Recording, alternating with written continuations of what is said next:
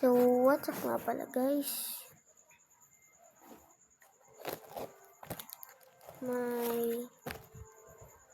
May babahagi lang po kasi inyo. Ang pangalan ko po ay Jedrick M. Langit. Alam niyo na po yun. Jedrick M. Langit. Langit po talaga ang dito. Sa English po ay heaven. Ganun po talaga pangalan ko. Napansin niyo po, ako po yung nagbablog sa Boss Jed. Ako po yun. Nawala nga lang po yung account ko doon dahil nakalimutan, nasira na po yung isang cellphone ni mama at bago po yan, brand new. Hindi niya na po alam yung Gmail niya, yung pangalan at password. Kaya iba ang ating gamit ngayon na cellphone. So, may susulit nga pala tayo guys. So, wait nga lang po. Ayun po yung babahagi ko sa inyo. So, wait! So, ang hirap kayo isulat. Tapos lang natin. Joke lang po. Kanina ko po ito sinulat.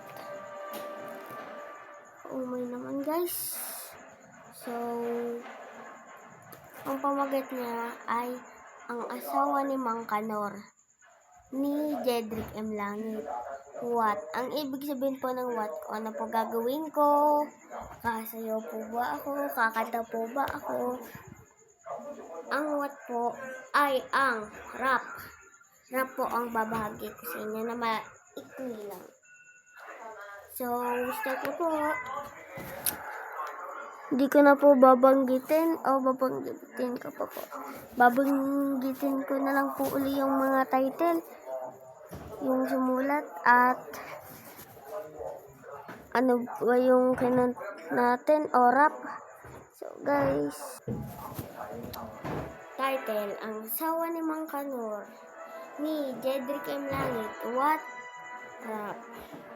Mang Kanor, nakita ko asawa mo na may kabit.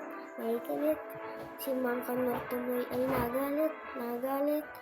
Napulong patuloy ng tali ng mahigpit. Ang sabi ng misis ni Mang Kanor ay sobrang sakit.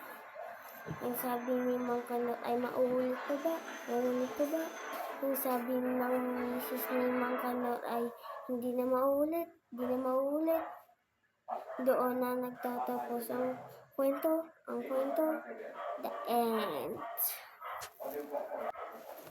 So, baka po kayo nagtatapos ang kwento pero rock po yun. Nagkamali lang po ako. So, sa susunod na lang po, ibabahagi ko na lang po sa susunod yung mga next rap natin. So, babush! Bye!